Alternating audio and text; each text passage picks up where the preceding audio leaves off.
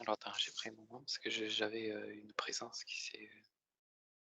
Un être lumineux est venu juste avant. D'accord. Est-ce que tu l'as identifié? Oui, Est-ce que tu as vérifié? j'ai vérifié. Ok. Alors, qui est cet être? C'est l'archange Michael. D'accord. Alors, pourquoi se présente-t-il aujourd'hui? Il revient me voir avec son épée, comme je l'ai vu vendredi. D'accord. Donc, son épée de souveraineté. Qu'est-ce qu'il veut nous, nous transmettre comme message, nous rappeler? Ne pas oublier que c'est la clé. Libération, Ouais. à titre individuel. Mais après, évidemment que le résultat final sera comme collectif. Quelle est l'attitude que l'on doit avoir justement pour être souverain, Ancré. ancré? Comment ancré? Qu'est-ce que Bah, ça veut dire pour lui, être ancré? c'est infuser la foi en nous, la foi du divin, la foi du tout, du créateur. C'est l'infuser de façon à ce que ça soit ça ton point d'ancrage. D'accord. C'est comme une foi inébranlable en toi, en ce que tu es de plus majestueux, de plus précieux, de plus comme prendre conscience que tu es un des représentants du divin.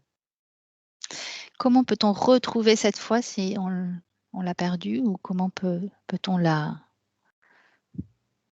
nourrir, la développer? Déjà, c'est au niveau de la conscience, ouvrir sa conscience. Ça part D'accord. d'une étincelle. C'est prendre conscience qu'on a une conscience globale et non pas limitée à un corps de chair. C'est déjà prendre conscience qu'on a une conscience supérieure, immense et à la fois unique.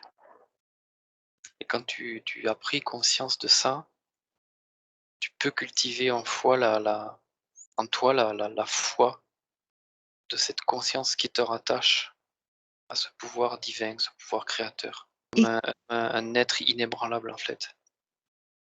d'accord. Comment la cultiver cette foi? En fait, elle vient d'elle-même, elle se cultive dès que tu prends conscience de justement de ce pouvoir. Parce que quand je parle du pouvoir, c'est pas un pouvoir de contrôle, c'est un pouvoir qu'en fait, tous tes mouvements, c'est le pouvoir de régénération, c'est le pouvoir de la multidimensionnalité. C'est comme si, là, on était dans une parenthèse de notre expérience qui va au-delà de l'incarnation, mais qui en même temps est la manifestation ultime de cette création, Cette manifestation ultime de cette création, c'est quoi? le corps humain. Il me présente pas comme une machine, parfaite, comme si c'était le le graal de la création.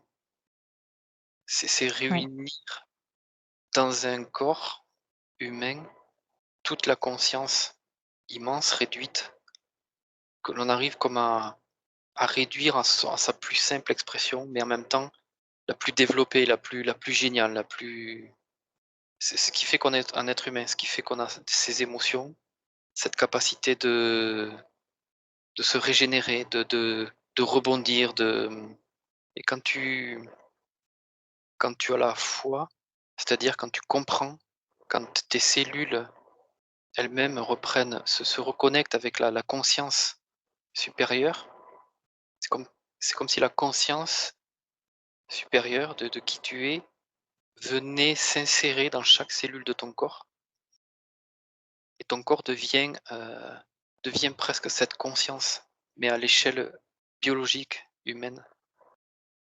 Et concrètement, qu'est-ce que cela produit dans l'être humain? Cette conscience qui vient jusqu'au plus profond des cellules, qui vient s'inscrire au plus profond des cellules. C'est la sérénité, la plénitude, la comme si tu vivais dans une sorte de j'allais dire extase, mais c'est une sorte d'extase consciente. C'est-à-dire qu'elle n'exclut pas les difficultés, les problématiques liées à cette expérience, mais c'est comme si tu devenais, instoppable. En fait, tu avances sur ton chemin, tu prends conscience de cette expérience et tu la c'est comme si elle prenait une toute autre dimension.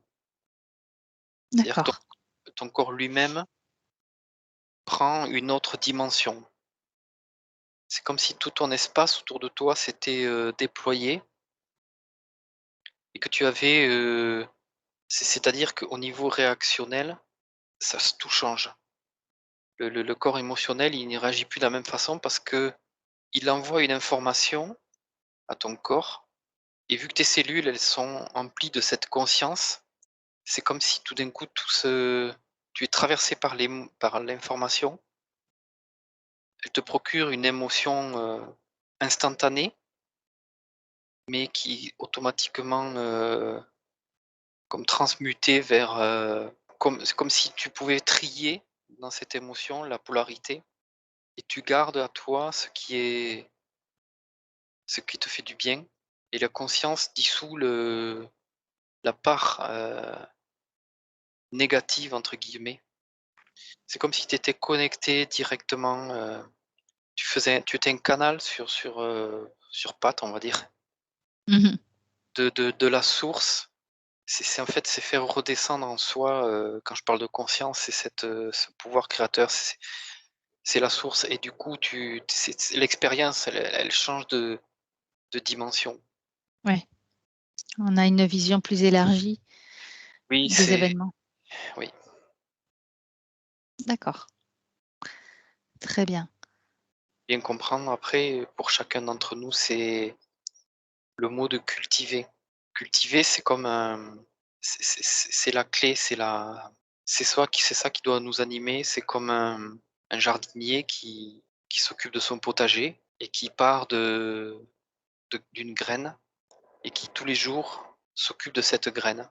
Puis au départ, il y a une graine et puis après il y a 100 graines et ces 100 graines, il les choix comme si elles étaient qu'une.